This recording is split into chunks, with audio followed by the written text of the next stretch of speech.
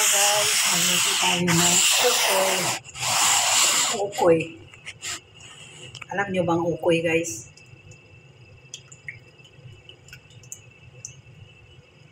Dapat maraming oil.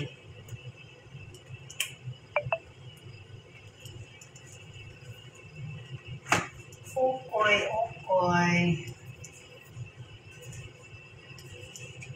Ito yung ano natin.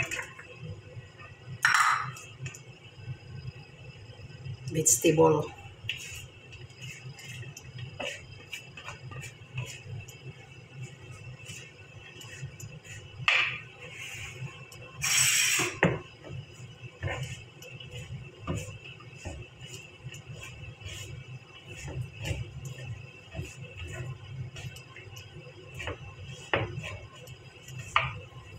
Tingnan nyo guys.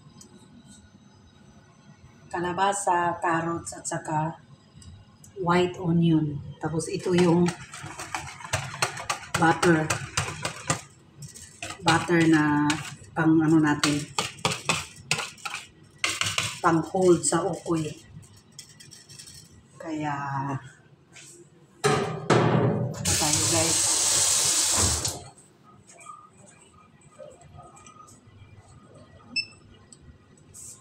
Wait lang. Tingnan ko muna yung aso ko.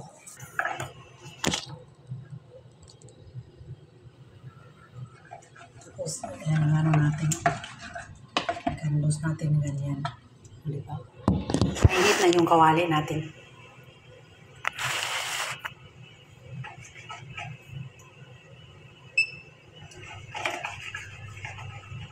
Sosyal yung lutuan ng chef dito. Yan yung first time ko dito magluto kasi ito ang official na kitchen ng chef dito ng amo ko. Kaya first time talaga dito ako nagluluto kasi pinapatry ang exhaust fan ng kasama ko kung maganda ba daw. Kasi ang kusina ko nasa baba. Kaya samahan niyo ako guys kung anong resulta.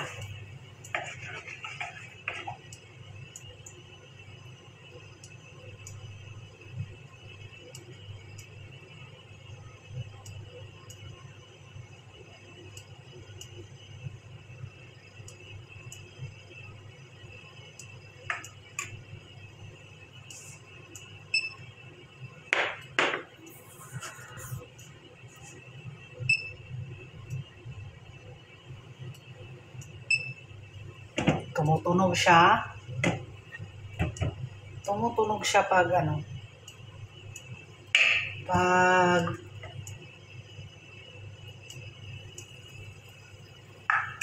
sana magkasya yung butter ko.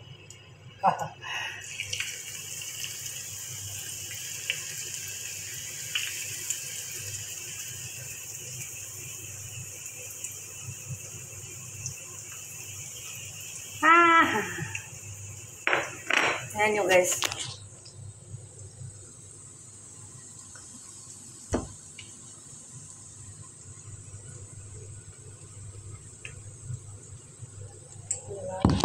Sana perfect. Kailangan talaga deep fry. Deep fry siya. Malakas yung ilaw. Kaya nagre-reflect yung ilaw sa mukha ko.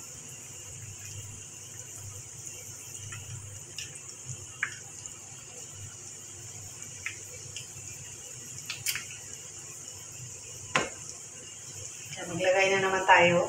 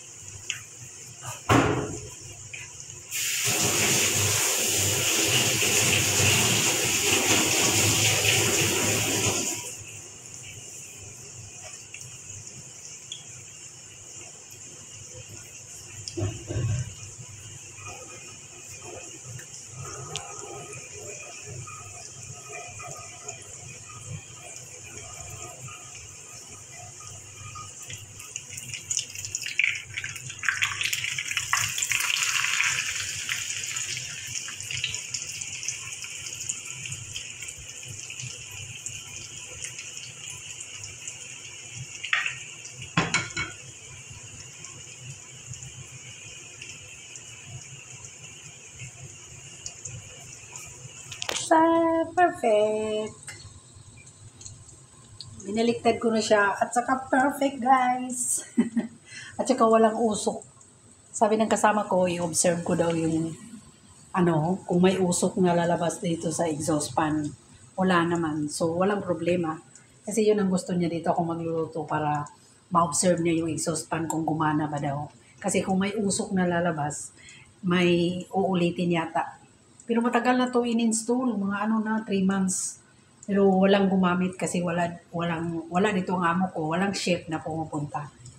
Kaya first time ko ito dito magluto.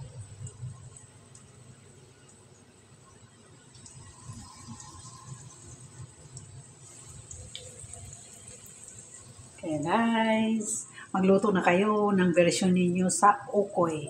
Madali lang yung ingredients. Kalabasa, carrots, and white onion. Dapat may shrimp, pero naubos na yung shrimp ko.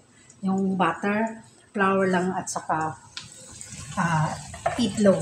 Yung ginamit ko dito ay 2 itlog. Tapos kailangan malamig na tubig yung i-mix mo para crunchy yung gulay. Kaya guys, bye!